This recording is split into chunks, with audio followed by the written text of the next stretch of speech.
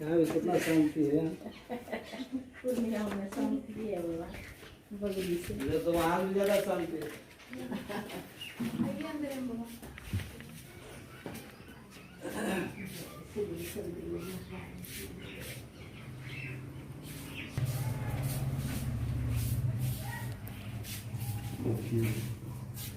जय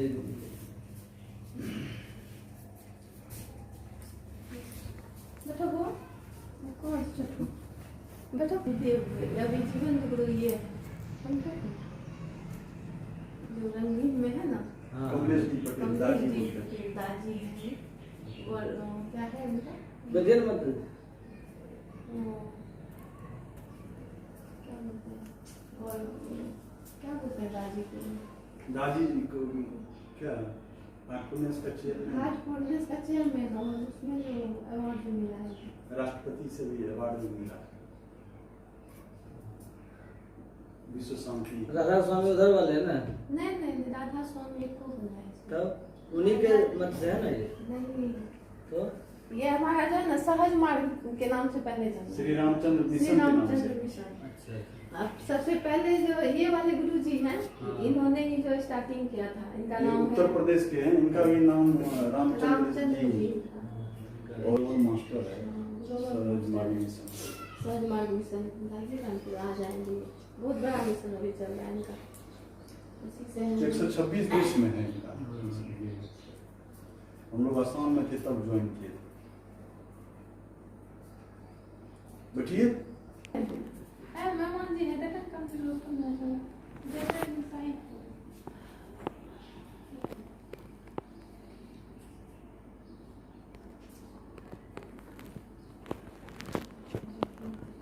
यही है, हम लोग का ध्यान वगैरह इसी पे करते हैं, इनका भी तो वही है ध्यान करना। ठीक, ध्यान से तो कल्याण है, बिना ध्यान का क्या कल्याण?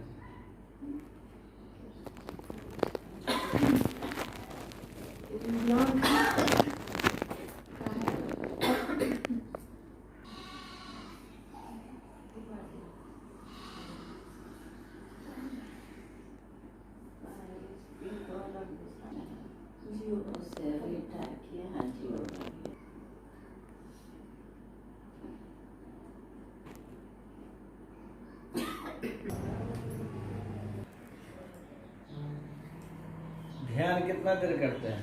1 घंटा कर लेते हैं, घंटा सुबह में बैठते हैं। ध्यान में जैसे कोई आंख बंद करके कोई मंत्र वगैरह जपते हैं? नहीं, प्रार्थना करके बोल के? हाँ, प्रार्थना मतलब मन ही मन बोलिए, जैसे बोलना है प्रार्थना है। तू ही जीवन का इच्छाओं के गुलाम जो हमारी उन्नति में बाधा, तू ही एकमात्र ईश्वर एवं सत्य है जो उस लक्ष्य तक लेकर चल सकता है। ये प्रार्थना है। प्रार्थना बोलने के बाद फिर हम लोग अपने मन में वो करें, हमारे हृदय में सूर्य दीप प्रकाश है, वही दिव्यता को जो है ध्यान लगा सकते हैं। अच्छा। और इसमें जो है ना शाम का सफाई भी हम लोग को बोलते हैं गुरुदेव करने के लिए। कौन सी सफाई? सफाई में जैसे दिन भर जितना भी अशुद्धियाँ या झूठ बोले हम लोग या किसी चीज़ ईर्ष्या किए, ये सब जितना भी अशुद्धियाँ हैं, कालिकता, जटिलता, मलिनता हमारे हृदय में छाप के जैसे बैठ जाता है, उस सबको जो है ना काट करके पीछे की ओर से काट कर देता है। तो आधा घंटा सफाई वगैरह करके फिर 9 बजे जो है हम लोग का प्रेयर चलता है पूरे विश्व के लिए। अच्छा। हाँ, यूनिवर्सल प्रेयर है, 5-10 मिनट की। हाँ, 10 मिनट कर लीजिए। जितने भी भाई बहन, दिव्य आत्मा, जीव जंतु, सभी कोई जितना है ब्रह्मांड में, सब हृदय में जो है आपसी भाईचारा, प्रेम और दिव्यता का वास हो रहा है, ऐसे करके बाबा बोलते थे भजन गाने के लिए बनाइएगा। भगवान यही समझा रहे हैं, नौ तो दुख दारिद्रता जाने वाली नहीं है, जन्म मरण का चक्र छूटने वाला नहीं है, यही तन कर फल विषय न भाई।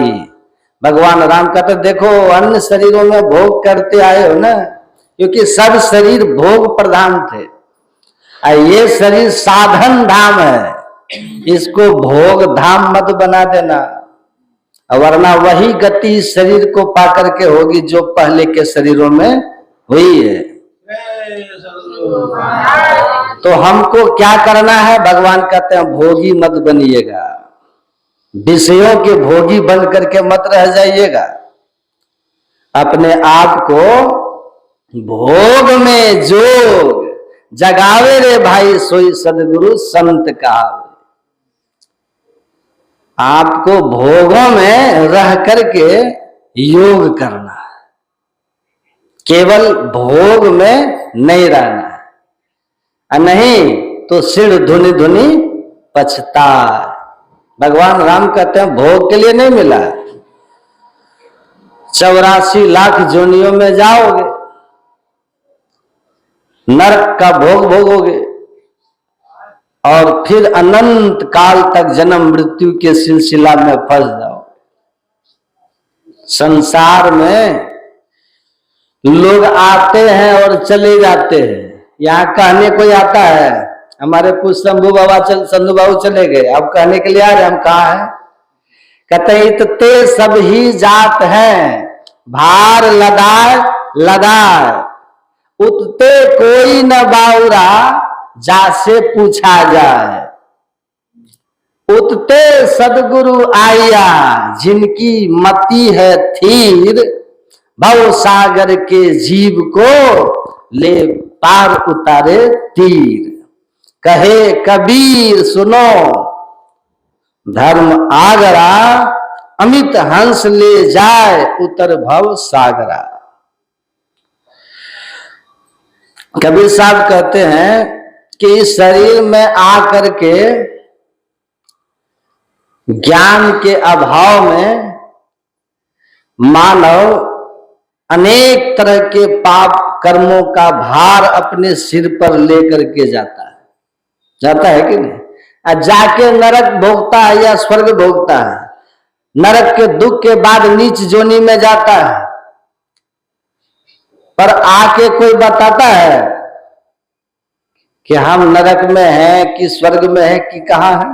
बताता है कोई? फिर आकर के नहीं बताता।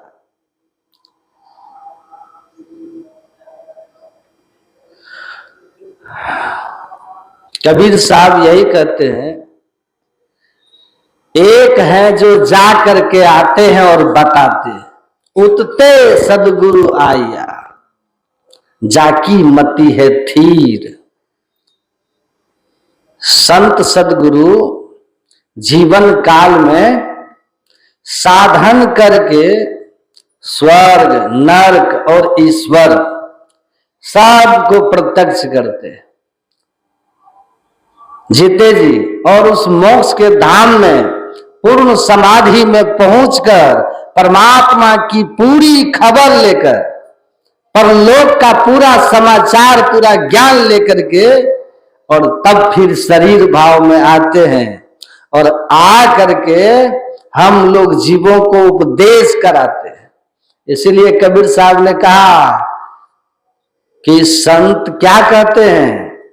संत का जो ज्ञान है वो उसका अनुभव है, शास्त्रों में लिखी हुई बातों की प्रत्यक्षता संतों को होती है, और तब आकर के कहते हैं वेद पुराण कहो किन झूठा, झूठन जो न बिचारा।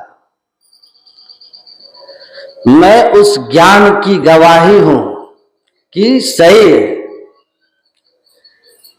केवल और केवल मनुष्य के शरीर से ही मुक्ति हो सकती है, क्योंकि मोक्ष का द्वार और कहीं भी नहीं है। तो है साधन, है सब व्यवस्था, है मुक्त का मार्ग, लेकिन मार्ग अभी बंद है। तो जब मार्ग ही बंद है तो उसको खोलना होगा ना। गुरु महाराज से एक बार एक सदगृहस्थ ने पूछा कि गुरुदेव, कबीर साहब ने कहा है सदगुरु सब कुछ दिन देत कछु ना रहो, हम ही अभागी नारी सुख तजी दुख लो। कि सदगुरु ने जब सब कुछ दे ही दिया, हुजूर देने में कोई कमी नहीं की, तो फिर हम अभागी नारी कैसे रह गए कि सुख छोड़ करके दुख लिए, जब गुरु ने सब दे दिया। तो तब गुरु महाराज जी ने कहा कि सुनो, सारा धन संपदा, सोना हीरा रुपया पैसा तिजोरी में, अब गुरु महाराज ने आपको तिजोरी की चाबी दे दी है, तो कुछ देने में कमी रहा? काल लो ये तिजोरी की चाबी, तो सब कुछ दे दिया, सारा तिजोरी का खजाना हमारा हो गया ना। तो जी अब तिजोरी खोल के अब तुम उसमें से धन लेवे नहीं करो, लेकर के अपने लिए सुख की साधन की व्यवस्था ही ना करोगे तो दुखी रहोगे कि नहीं रहोगे? तो कहा जी हुजूर, कहा उसी तरह ये शरीर जो है ना, इस गुफा में अखुट भंडारा, तिस बिच बसे हरि अलग अपारा। गुरु महाराज कहते हैं ये शरीर रूपी तिजोरी के अंदर सब सुख का साधन है, सब कुछ है, परमात्मा तक है, लेकिन तुम इस शरीर रूपी खजाने को, शरीर रूपी तिजोरी को खोलोगे ही नहीं। तो चाबी तो हमने दे दिया, चाबी दे दी, ताला खोलन की चाबी क्या है? बंद कराए पलक पटको, कहे बाहर में तू मत भटको। गुरु महाराज कहते हैं दृष्टि की कुंजी सुखमन द्वारा, तम कपाटती सरतिल तारा, खोलो चमकी उठे ध्रुव तारा, गगनधार भरपूर उजेरा। दृष्टि की कुंजी, कुंजी क्या है? चाबी क्या है? दोनों दृष्टि की युगल धारों को एक कर दीजिए, ये चाबी है। अंधकार रूपी कपाट 10वें द्वार पर लगा हुआ है, इस 10वें द्वार रूपी कपाट को खोलिए, सुषुम्ना रूपी ताला में प्रवेश करा करके दृष्टि की दोनों कुंजी धारों को, ये शरीर रूपी खजाना जो है, जो शरीर रूपी तिजोरी जब खुल जाएगा और भरपूर खजाना आपको इसके अंदर में ही मिल जाएगा, आपके जीवन की सब दुख दारिद्रता खत्म हो जाएगी। त्यागी चढ़ो 10वें द्वारे सुख पाओ रे भाई, 10वें द्वार में चलिए और सुख भोग कीजिए, आनंद को देखिए। आपके अंदर में तेरे निकट पीब सो अमृत गंग है, आपके अंदर में अमृत है। विषय पी करके आप दुखी हो रहे हैं, रूप रस गंध स्पर्श शब्द, अपने अंदर में हरि रस को पान कीजिए, अमृत रस को पान कीजिए।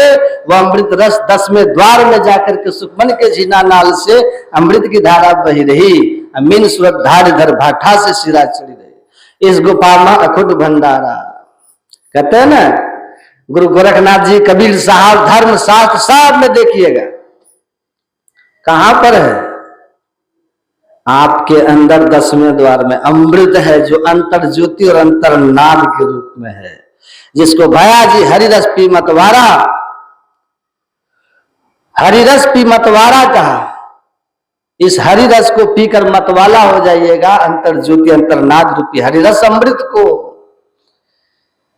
इस कुप गगन के बीच यारो, जहां सुरती का डोर लगावता है, सगुरा हो सो भर भर पिए, निगुरा जल नहीं पावता है। बिन हाथ के ताल मृदंग बजे, बिन जंत्री जंत्र बजावता है, पलटू बिन कान के हम सुना, बिना कोई शख्स बजावता है।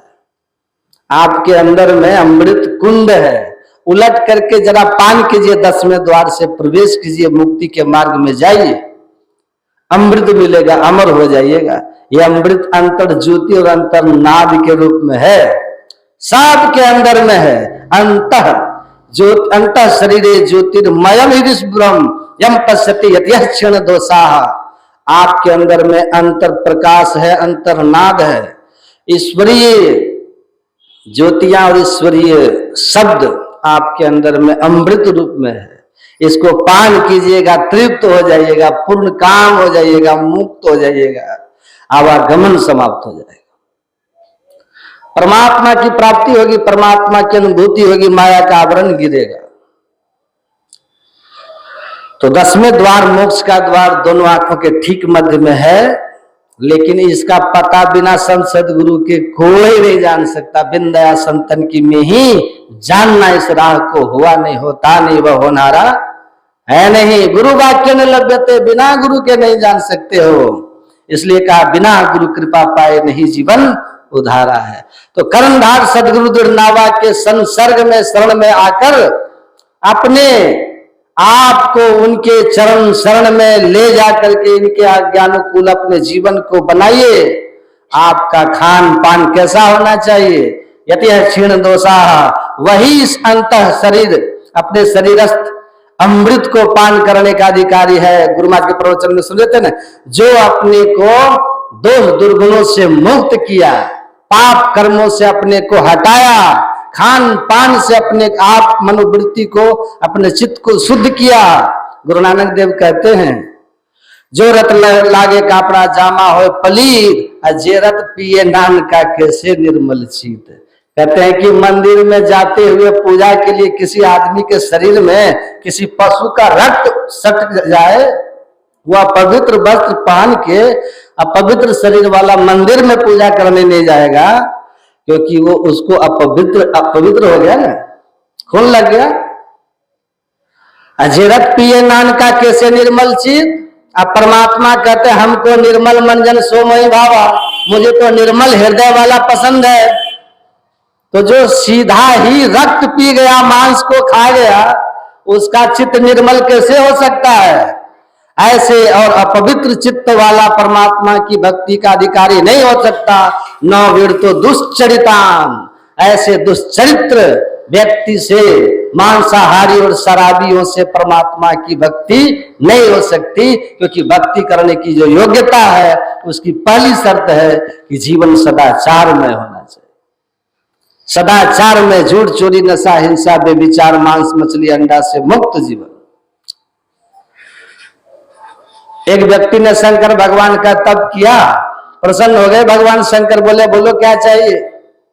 तो कहा ठीक है क्या चाहिए तो हम सोचते हैं। अब वो कॉपी लिया, कॉपी में लिस्ट बनाने लग गया। 100 ग्राम हल्दी, 100 ग्राम धनिया, अदरक, सिंधा नमक, काला नमक, अब वो लिस्ट बना रहा है। भगवान शंकर कहते अरे जल्दी करो हमको जाना भी है। अब वो कहता पूरा लिस्ट होगा तब न। लिस्ट बनाते बनाते कई पेज भर गया, कई पन्ना उसका भर गया। भगवान शंकर ने देखा कैसा लोभी आदमी है, इतना इतना लिस्ट बना लिया फिर भी लिख ही रहा है, और तब भी लिखते ही चला जा रहा है, कितना पेज भर दिया। अंतिम में भगवान शंकर ने देखा कि बड़ा लोभी आदमी है, अब आया है तो कुछ तो देना ही होगा। बोले सुनो एक काम करो, क्या हम 1 घंटा तुमको देते, घंटा ले जाओ, इससे तुम्हारा काम हो जाए। बोले घंटा से क्या होगा? बोले सब कुछ होगा, तुम्हारी जो चाहना होगी वो चाहना तुम करना, घंटा बजा देना, वो चीज तुमको हो जाएगी। बोले हाँ ये तो तब ठीक है, तब दे दीजिए घंटा। अब मन में हुआ कि हल्दी घंटा मांगे, हल्दी हो जाएगी। मन में मकान बने, घंटा मारे, मकान बन गए तो बढ़िया, दे दीजिए दे दीजिए। अब घंटा लिया, ऐसा व्यक्ति भगवान शंकर को बिना प्रणाम किए सरपट दौड़ दिया घर की तरफ। अब भगवान कहते ठहरो ठहरो ठहरो, रुको रुको। कहा अब क्या, हम जा रहे हैं, घंटा मिल गया ना, इसी का नाम है ना स्वार्थ। स्वार्थ है, श्रद्धा होती ना तो कहते घंटा मिले कि ना मिले, हम तो आपको नमन करके प्रणाम करके श्रद्धा के साथ तब जाएंगे। वो घंटा लिया, भागा वहां से। भगवान शंकर कहते सुनो सुनो, 1 घंटा तुम लेके जा रहे हो ना, लेके जाओ, पर याद रखना तुम्हारी जो इच्छा होगी घंटा बजाओगे तो वो तुम्हारी पूर्ति हो जाएगी, पर तुम्हारे पड़ोसी को तुमसे दुगना हो जाएगा, समझे? अब जैसे का तुम्हारे पड़ोसी को तुमसे दुगना होगा। अब वो व्यक्ति कहता मेहनत किए हम, तपस्या किए हम, परिश्रम हमने उठाया, और दुगना लाभ पड़ोसी को।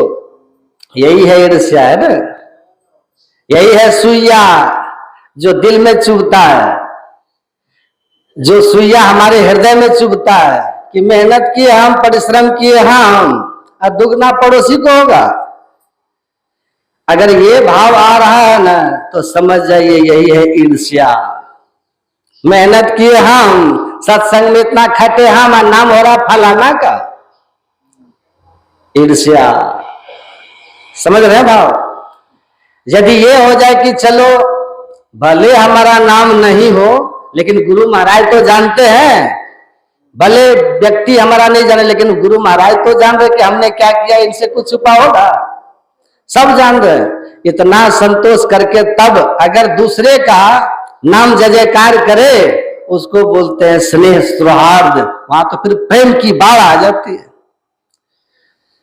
आपको पता है राम और भरत जब गेंद खेलते थे ना तो जीतते थे भरत और जय जयकार करते थे राम, हारते थे राम, जीतते थे भरत और जय जयकार करते थे राम, कहते थे भरत भैया की जय, खुद हार जाते थे, खुद हारते थे और कहते थे भरत भैया की जय। इसको बोलते हैं राम राज।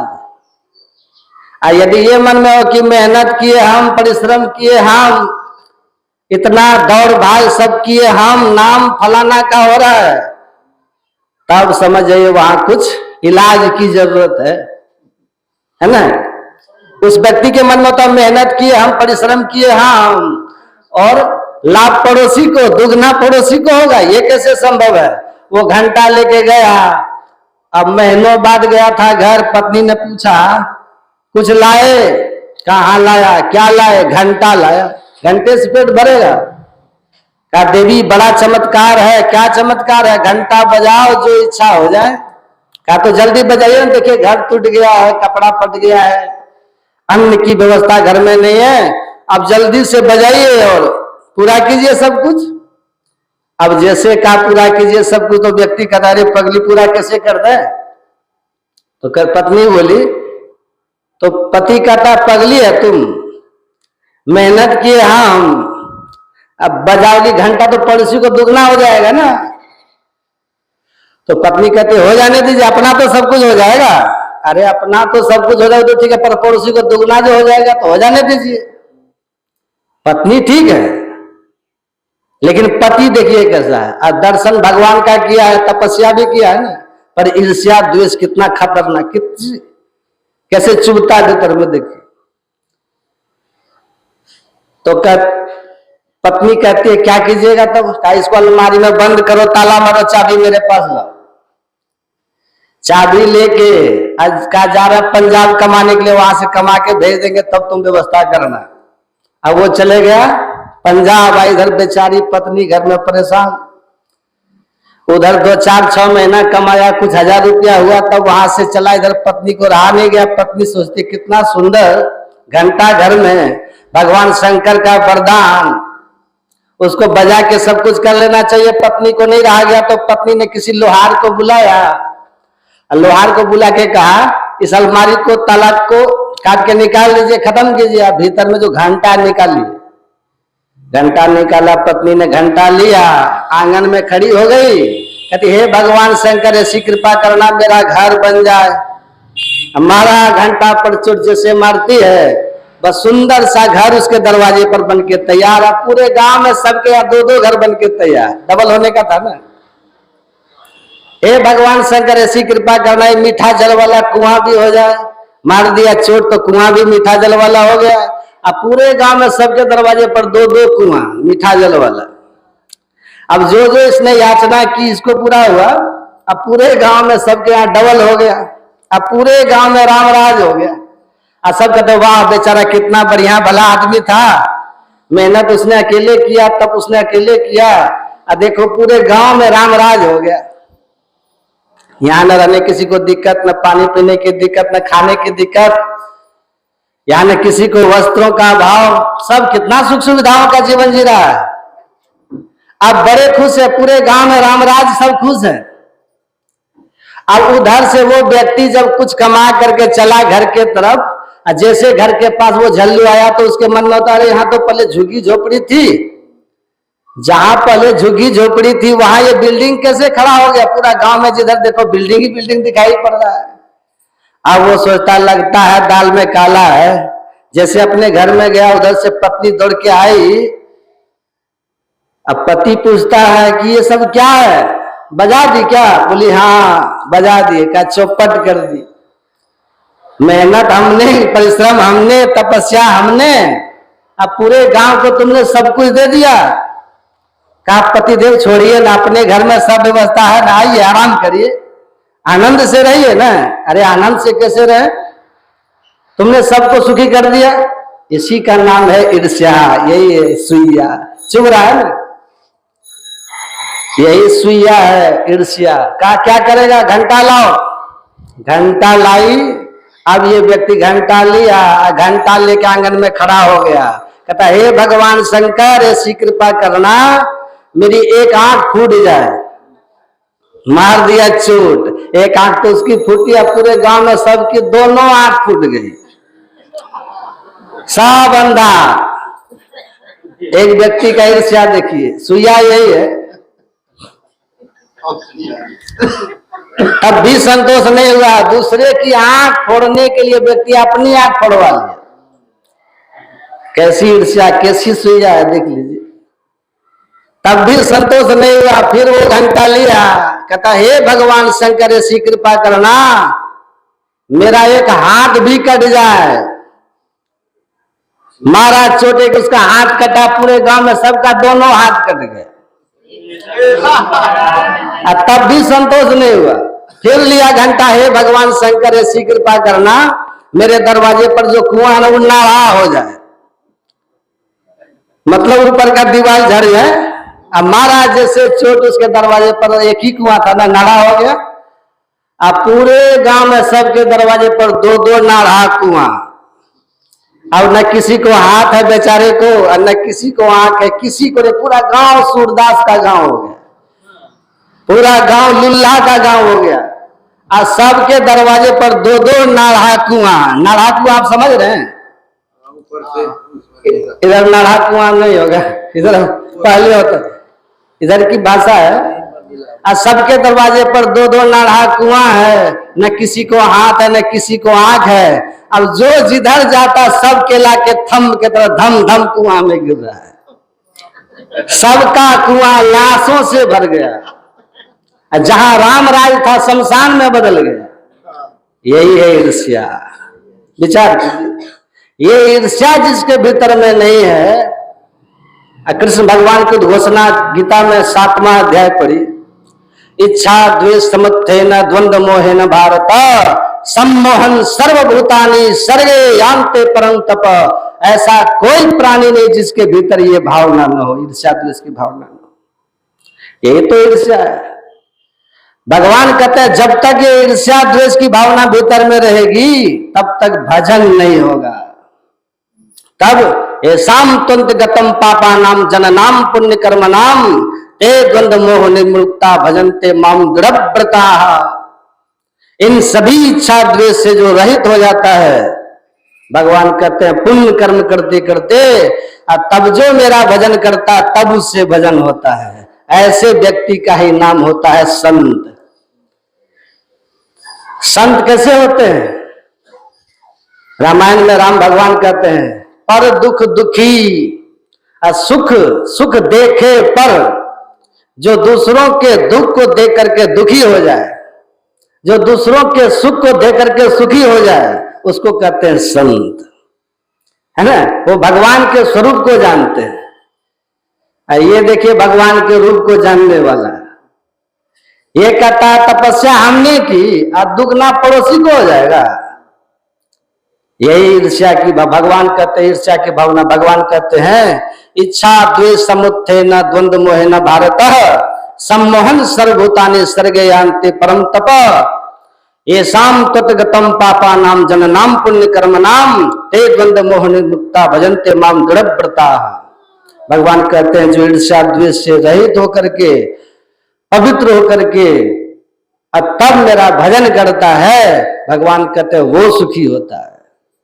ये पात्रता आपको मिलेगी सत्संग। भाई कहते हैं चिदानंद में देह तुम्हारी विगत विकार जान अधिकारी। वाल्मीकि जी कहते हैं चिदानंद देह किसको कहते हैं? अभी जो आपका शरीर इसको कहते हैं स्थूल शरीर। एक ही शरीर आपका नहीं ना है, इसके भीतर में है सूक्ष्म शरीर, उसके भीतर में है कारण शरीर, उसके भीतर में महाकारण शरीर, चारों जड़ शरीर। जब चारों जड़ावन झड़ेगा तब केवल शरीर जो है वही भगवान का, वही इसी के लिए कहते हैं चिदानंद में देह तुम्हारी, वही भगवान का अपना शरीर है। उसी को जो जान ले, वहां जाने के बाद, वही जाने के बाद आप दृष्टि हो जाती है, तब अपना भी बोध हो जाता है और परमात्मा का भी बोध हो जाता है। ऐसा कोई भी कर ले उनको लाभ हो जाएगा, और नहीं कीजिएगा तो ब्रह्मा विष्णु महेश भी बन जाइए तब भी लाभ नहीं होगा। गुरु बिन भव निधि तरई न कोई, जो बिरंची शंकर सम होई। इसलिए हमें अधिकारी बनने के लिए गुरु के पास जाके शिक्षा दीक्षा लेके और भजन ध्यान थोड़ा थोड़ा भी कीजिएगा प्रतिदिन तो आपको लाभ होगा। यही करने का ज्ञान संत मत का सत्संग देता है, यही हम लोग को करते रहना चाहिए। यह सत्संग में अमृत बरसता है, कबीर साहब कहते हैं। और सूरदास जी तो लिखे हैं, जा दिन संत पाहुने आवत, तीरथ कोटि अनहान करे फल दर्शन ही ते पावत। जिस दिन मेहमान बन करके संत आते हैं, उनके दर्शन से करोड़ों तीर्थ स्नान करने का फल मिल जाता है। संगति रहे साधु की अनदिन भव दुख दूर नसावत, सूरदास या जन्म मरण के तुरंत परम गति पावत। संत महात्मा की संगति का फल क्या है? करोड़ों तीर्थ के स्नान का फल देता है। आधो में पुनियाद, तुलसी संगत साध के कटे कोटि अपराध। अपराध कट जाता है। गुरु नानक देव जी महाराज, सुन लीजिए वो कहानी, सुन रहे हैं सब?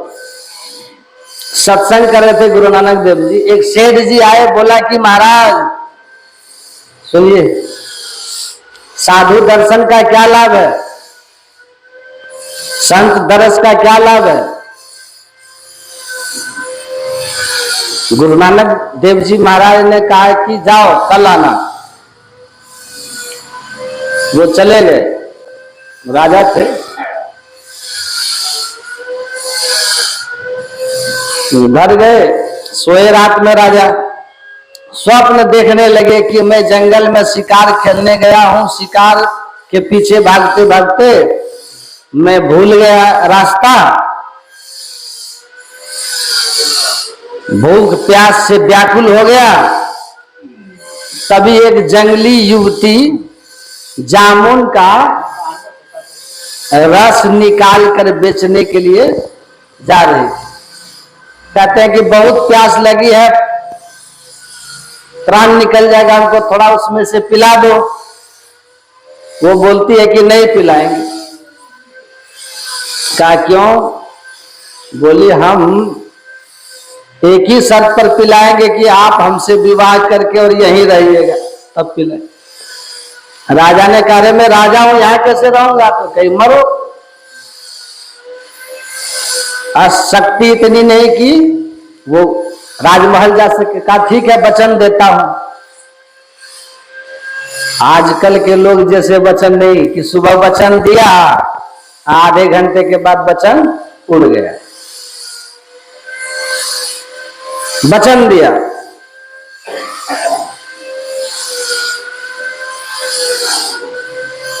स्वप्न था ना, वो पिला दी। शादी हो गई, उससे शादी हो गई,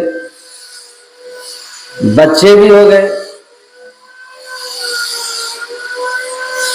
एक दिन गया बच्चों के लिए भोजन लाने के लिए, तो विलंब हो गया पर कुछ मिला नहीं, खाली लौटा। शाम का समय था, बच्चा सब बोला हम भूख से तड़प रहे हैं और आप खाली हाथ आ रहे हैं। नहीं कुछ मिला तो आप ही को काट के खा जाएंगे। अब काटने वाला हथियार लेकर के बच्चा दौड़ा बाप को मारने के लिए। 15-16 साल का था। भागा वहां से राजा, भागने में पलंग से गिर गया। सपना था ना, पलंग से गिर गया। गिरा, राजा की नींद खुल गई। बाप रे, बड़ा आश्चर्य, कैसा देख रहे हैं भाई, ये किस तरह का स्वप्न है? गए थे संत के पास, संत का दर्शन करने का सुने थे, संत दरस जमी पातक टरई, संत के दर्शन से पाप टलता है। ये तो हम उल्टे सा स्वप्न देख रहे हैं कि हाड़ कांप गया रे भाई। सोचा जा रहे, पहले जाके पूछेंगे। गया, जैसे नानक देव जी का सत्संग खत्म हुआ, कहता है गुरु नानक देव जी महाराज से कि महाराज संत दर्शन का लाभ तो हम बाद में पूछेंगे, लेकिन हम पहले रात में जो स्वप्न देखे हैं ना उसकी बात पूछेंगे। तो गुरु नानक देव जी ने कहा क्या पूछेगा? यही ना कि शिकार करने गया था, रास्ता भूल गया, प्यास लग गई, युवती जामुन का रस लेके जा रही थी, विवाह का शर्त पर तुमसे जामुन का रस दी, उसके बाद शादी किया, बच्चा हुआ, एक दिन तुम लौट के आ रहा था खाली हाथ, तो बच्चा दौड़ा काटने के लिए कि काट के तुम्ही को पका के खा जाए, और तुम तब पलंग से गिर गए, नींद खुल गई। यही तुम पूछना चाह रहे हो? कहा ऐसा स्वप्न क्यों देखे, यही नहीं पूछना चाहते हो? कहा महाराज हम तो ये बात अपनी रानी तक को नहीं बताए हैं, स्वप्न की बात आप कैसे जान गए? कहा जाने तीन काल कर ज्ञान करतल में अमलक समाना। गुरु महाराज कहते थे ना कि मेरे पास लोग आते हैं ऐसे ऐसे मनोभाव लेकर कि अगर मैं बोलना शुरू कर दूं तो मेरे पास वो आना छोड़ देंगे, मुंह दिखाना छोड़ देंगे, लेकिन बोल देंगे तो फिर भाग जाएगा, तो सुधार किसका होगा? सुधार किसका होगा?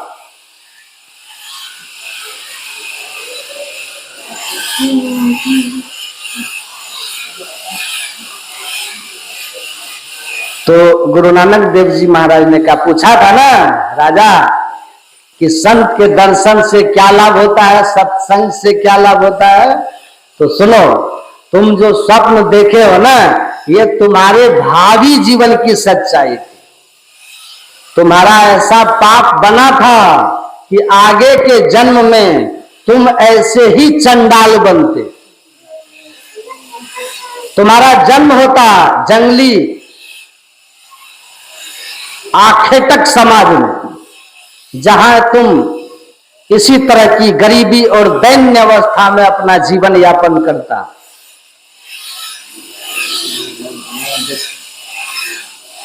लेकिन तुम जो आए, सत्संग सुना, श्रद्धा भक्ति से अहंकार को छोड़कर,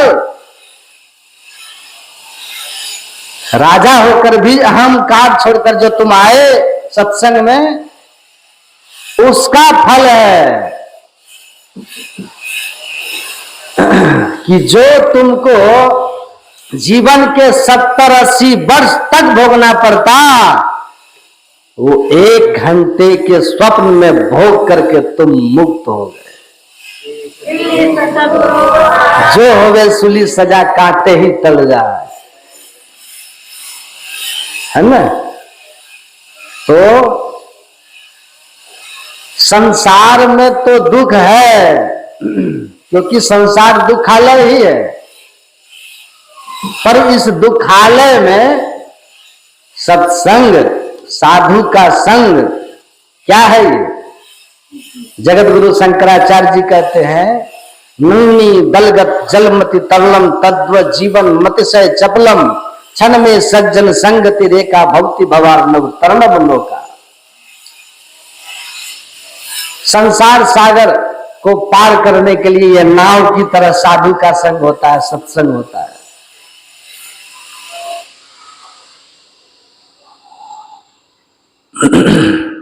क्षण में ही, क्षण मात्र में ठीक ठीक सत्संग अगर किए, सुना समझा, उनमें से कुछ चीजें जीवन में उतार ली, जीवन आपका एकदम बदल जाएगा। दुख से मुक्ति, विवेक हो जाने से क्या होता है? दुख आता है पर आपको दुखी नहीं कर पाता है, विवेक हो जाने से। अरे छोड़ो, इसकी समझ ही ऐसी है।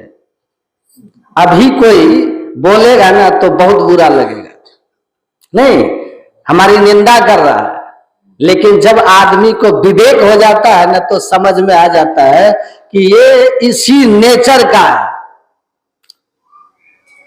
नहीं, ये स्वभाव उसके संस्कारवत है। उसी संस्कार को बदलने के लिए तो सत्संग है। मज्जन फल देखिए तत्काला, काक होई पिक बको मराला। कौआ को कोयल, अब बगुला को हंस बनाने के लिए तो सत्संग है। तो इस सत्संग में लाभ बहुत हैं। कबीर साहब कहते हैं कौआ कोयल और बगुला हंस हो जाता है। एक कटिहार जिला का ही था, है अभी कटिहार जिले के, अमीर जमींदार आदमी है। उनका लड़का दारू पीकर एकदम पड़ा रहता था। दारू पी के पड़ा रहता था। हम लोग जाते हैं सत्संग करने, बराबर जाते हैं, सबको परेशान करके रखा था घर में, अड़ोस पड़ोस में भी। लेकिन सौभाग्य गुरु महाराज की कृपा, एक दिन दारू पी करके पड़ा हुआ था। हम वहीं सत्संग करने जा रहे थे, उनको अपने पास बुलाए और मेरे साथ दुर्व्यवहार कर दिया, धमका उमका दिया, गाली गल्लोच भी कर दिया। दारू पिया था ना। हम बोले हम प्रार्थना करते हैं तुम्हारे लिए कि तुम्हारा विवेक बुद्धि ठीक हो जाए। उसी गांव में वो सत्संग किए हम, और हम फिर चले गए।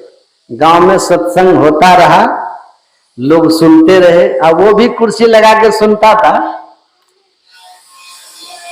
हम जो हमारे साथ जो दुर्व्यवहार किया, उसके बाद हमने कहा कि मैं प्रार्थना करूंगा कि गुरु महाराज से, ईश्वर से, कि तुम्हारी बुद्धि ठीक हो जाए। आरती के बाद प्रार्थना भी किए। ये बात उसको असर कर गया कि अरे हम महात्मा को गालियां दे रहे हैं, ढोंगी पाखंडी कह रहे हैं, और ये हमारे लिए प्रार्थना कर रहे हैं। हृदय परिवर्तन हो गया। ये बात धीरे धीरे उसके मन में आने लगी। उसको लगने लगा कि साधु महात्मा लोग में कुछ तो विशेषता है जो हम में नहीं है। अच्छा आपके साथ कोई करता है तो आप अच्छा करते हैं ना। कोई आपके साथ अच्छा करता है। ईसा मसीह लिखते हैं व्हाट अ ग्रेटनेस, क्या महिमा है, किसकी, उनकी, किनकी, जो अच्छा करने वाले के साथ अच्छा करते हैं। तो उसकी क्या महिमा। आपके साथ जो अच्छा व्यवहार कर रहा है, आप उसके साथ अच्छा कर रहे हैं। कहते हैं इसमें कोई महिमा नहीं है। महिमा उनकी है जब आपके साथ कोई बुरा कर रहा हो और तब भी आप उसके साथ अच्छा कर रहे हैं, है ना। तब महिमा है उनकी, तब महिमा है। और वो करके दिखाते हैं। संत को कील ठोक रहा है लोग मारने के लिए, लेकिन वो प्रार्थना करते हैं, हे ईश्वर मेरे पिता इन्हें क्षमा कर देना, ये नहीं जानते कि ये क्या कर रहे हैं। एक संत के साथ जो कर रहे हैं इसका परिणाम क्या भोगना होगा ये नहीं जानते। गुरु महाराज कहते थे आप हमको कितनों कष्ट दीजिएगा, अपमान कीजिएगा, लेकिन हम आपको कोई दंड नहीं देंगे क्योंकि साधु हैं। मेरा तो स्वभाव है। अंजुलि गत शुभ सुमन जिमी सम सुगंध कर दो, बाया पवित्र दाहिना अपवित्र, इन बातों का ख्याल सुगंधित फूल नहीं रखता। सुगंधित फूल जिस हाथ से पकड़ लो सुगंधित कर देगा। उसी तरह ऊंच नीच संत अपनी मौज में चलते हैं, संसार अपनी मौज में चलता है। संसार की अपनी मौज, संत की अपनी मौज है। जो इनके शरण में आ जाते हैं, पातक टरे, पातक टलता है, इसलिए पुण्य होता है, बुद्धि में विवेक जागृत होता है, और तब आदमी कुपथ छोड़ करके सत्पथ का मार्ग पकड़ता है।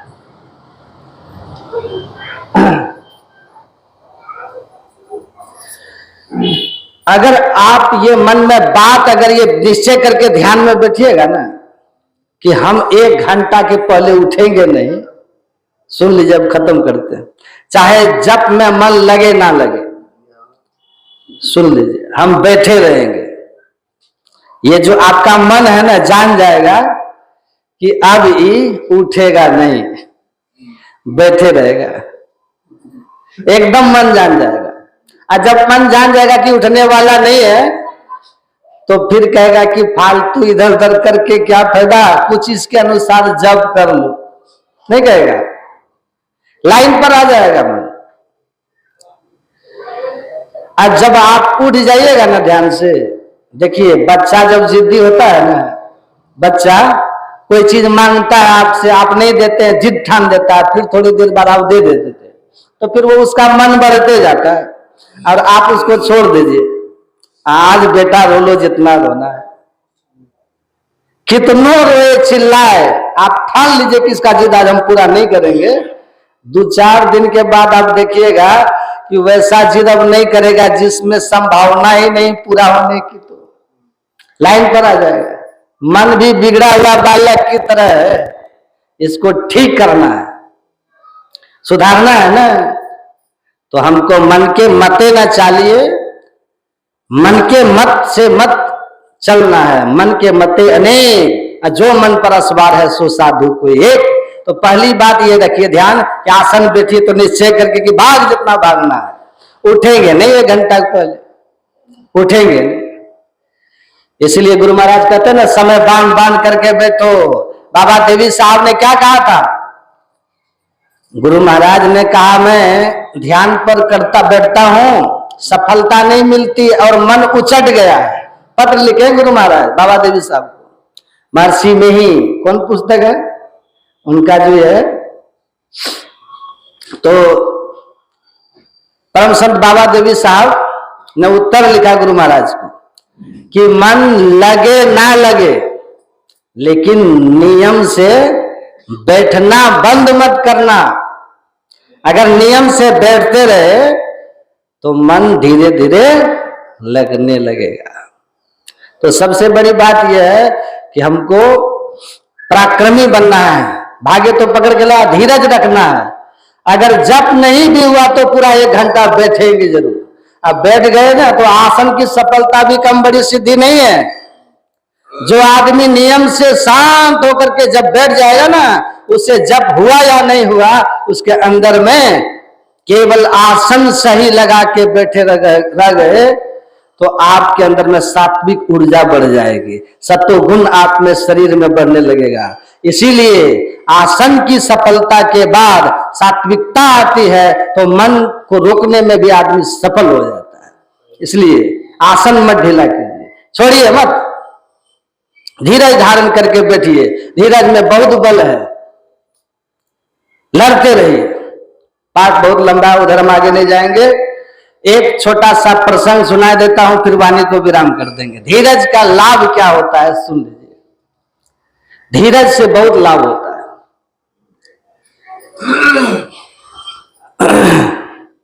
पूरे जोश में बैठिए, ध्यान पर उत्साह पूर्वक बैठिए, गुरु महाराज का भरोसा करके बैठिए। समझ गए ना आप लोग?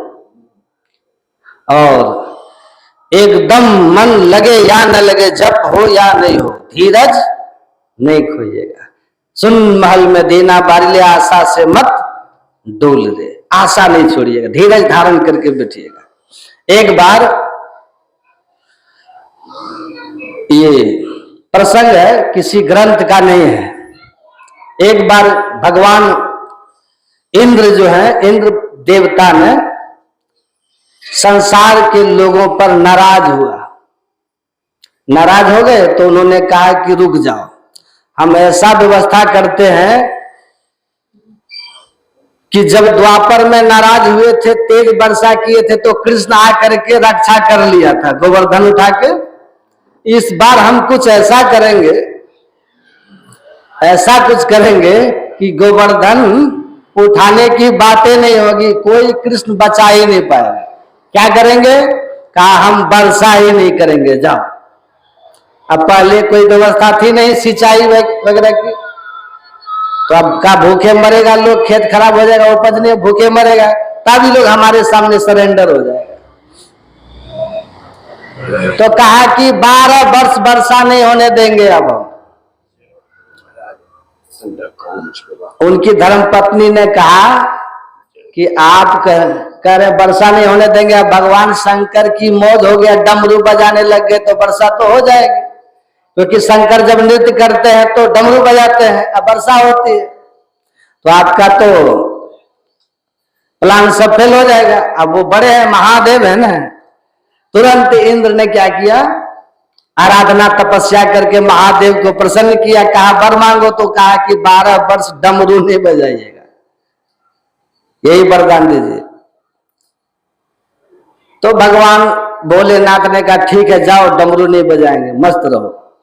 अब 3 साल 4 साल बीत गए, धरती पर हाहाकार, पानी नहीं पड़ रहा है, वर्षा नहीं होगी, भविष्यवाणी हो गई, आकाशवाणी हो गई है, वर्षा बंद है, 4 साल हो गए। माता पार्वती ने कहा आप भी जो है ना भगवान, जो मन सो किसी को वरदान दे देते हैं, किसी को कुछ भी वरदान दे देते हैं, सोचते नहीं है कि इस वरदान का क्या परिणाम होगा। ऐसे भस्मासुर को वरदान दे दिए, आप ही को खदेड़ दिया, आप ही इंद्र को वरदान देके सबको परेशान कर दिए। क्या हाल होगी जीव का, धरती पर चल के देखिए और अपने ऊपर विचार कीजिए कि आप कैसे हैं। भगवान शंकर माता पार्वती के साथ भेष बदल के धराधाम पर आए और आकर के जो है देखते हैं कि एक जादव जी भैंस रगड़ रहे हैं। भैंस का क्या कर रहे हो? कहा भैंस रगड़ रहे हैं। कहा सूखे बिना पानी का 12 साल वर्षा नहीं, कहा कि नहीं होगी मालूम है, लेकिन हम भैंस को रगड़ना छोड़ दिए तो 12 साल के बाद वर्षा हो भी जाएगी, तो हम भैंस को रगड़ेंगे कैसे? अभ्यास छूट जाएगा ना। तो भैंस जो है इसको रगड़ रहा,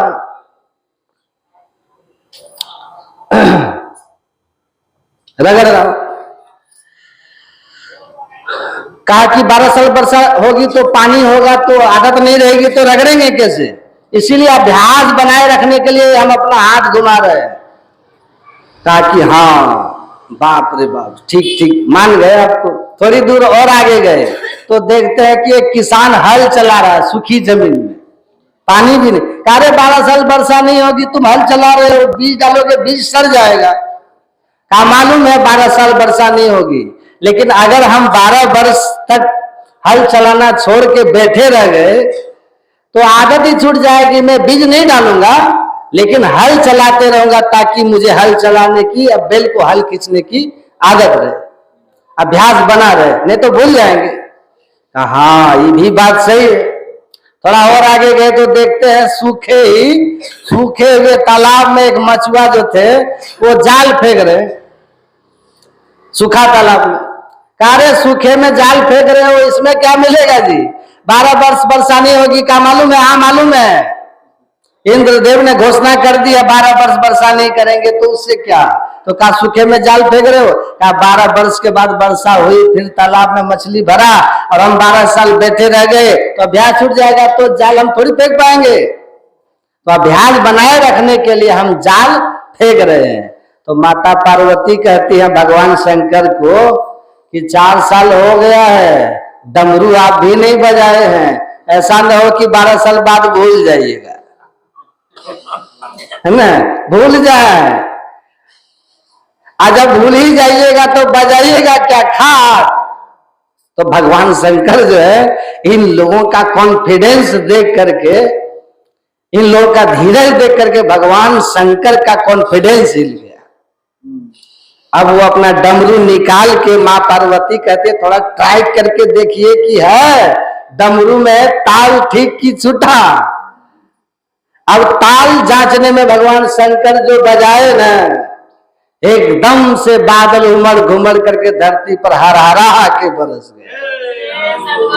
दौड़कर इंद्र आया, कहा ये क्या किए, 12 साल का वचन दिए थे। कहा देख इंद्र, परोपकार में जनहित में वचन का कोई वैल्यू नहीं है ना।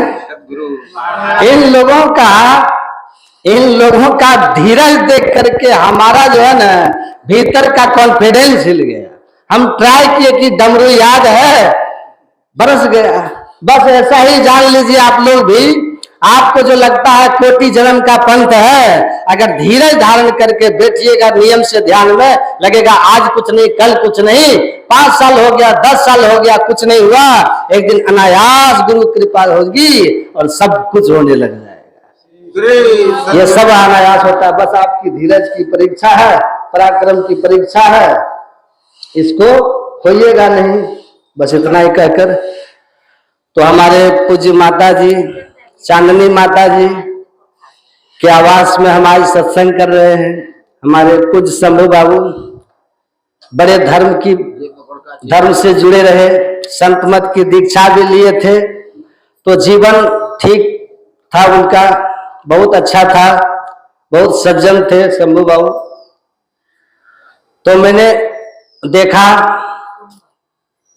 मुझे जहां तक जितनी बार मैं मिला उनसे मुझे लगा कि शंभू बाबू भीतर से बड़े सीधे साधे थे, मतलब छल कपट वाले नहीं थे। और जिसको छल कपट नहीं होता तो भगवान राम कहते निर्मल मंजन सोमहि भावा।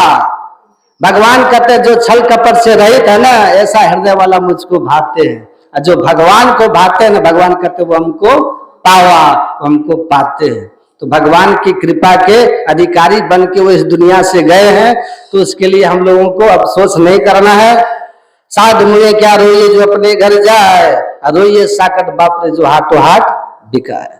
अपने आत्मा को सही दिशा देकर, जीवन को सही दिशा देकर जो आत्मोन्नति की ओर जो गया हो, सदगति की ओर जो गया हो, उसके लिए रोना उचित नहीं है।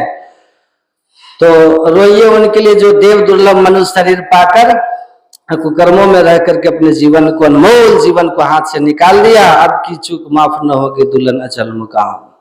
तो मैं उनके प्रति श्रद्धा अर्पित करता हूं और गुरु महाराज से प्रार्थना करता हूं कि उनको अपनी शरण में रखें, शांति उनके जीवन में मिले और उनकी परिवार के ऊपर गुरु महाराज की कृपा बरसे। और इनके लिए भी मैं प्रार्थना करता हूं, पूज्य माता के लिए, कि दीर्घायु हो, स्वस्थ शरीर हो और बच्चों को आपस में सबको मिलकर रहना चाहिए। मेल में रहिएगा तो बहुत बल है, अब बेमेल होके रहेंगे तो बहुत कमजोर हो जाएंगे। इसलिए मेल में रहिए। सब कोई 5 भाई पांडव आपस में मेल में थे ना, और 100 कौरवों में मेल नहीं था। विजय किनको मिली? पांडवों को। एक तो धर्म पर थे और दूसरा मेल में थे। तो सत्य पर चलिए, मेल से रहिए, सुखी रहिएगा। इन्हीं शुभकामनाओं के साथ आप सब के लिए भी मेरी शुभकामना। बोलिए श्री सद्गुरु।